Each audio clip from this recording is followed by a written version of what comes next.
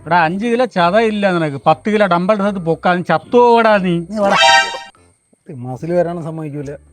ആടേ നിന്റെ വർക്ക്ഷോപ്പിൽ വരുമാനം വല്ലതും കൊണ്ടാടേ? വണ്ടിയൊക്കെ വരുന്നുണ്ടാ? പിന്നെ എനിക്ക് ഇഷ്ടം പോലെ വണ്ടി വരികയില്ലേ, പക്ഷെ പണി ചെയ്യാനാണ് ആളെ കിട്ടാത്ത എണ്ണ കേട്ടോ. പണിക്കാരില്ല ഇല്ലാന്നും പറഞ്ഞില്ലേ, അത്യാണത്. ഇവൻ പണിയണ വണ്ടി അത്രയും വഴിയിലാണ്.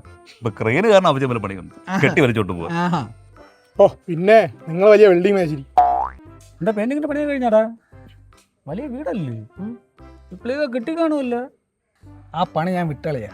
മുതലാളി ഞാനവിടെ ശരിയാവൂല. ഞാൻ ആ പണി വിട്ട്, കുറച്ച് പണി ബാക്കിയുണ്ട്, ഞാൻ വിട്ട്. അവിടെ മുതലാളി യവനാണ് കളഞ്ഞത്. വീടിന്റെ പുറകുവശം മൊത്തം യവൻ ചെയ്തു.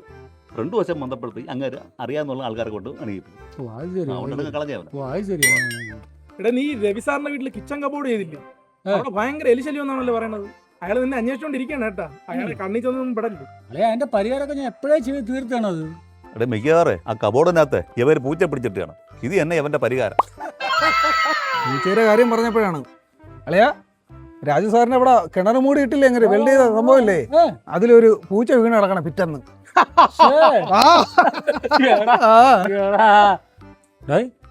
അതാണ്ട വീട്ടിൽ ഇങ്ങനെ റൂഫ് ചെയ്ത് മഴ പെയ്യുമ്പോഴത്തേക്ക് ഒരു പാത്രം നിരത്തി വെച്ചേക്കാണ്.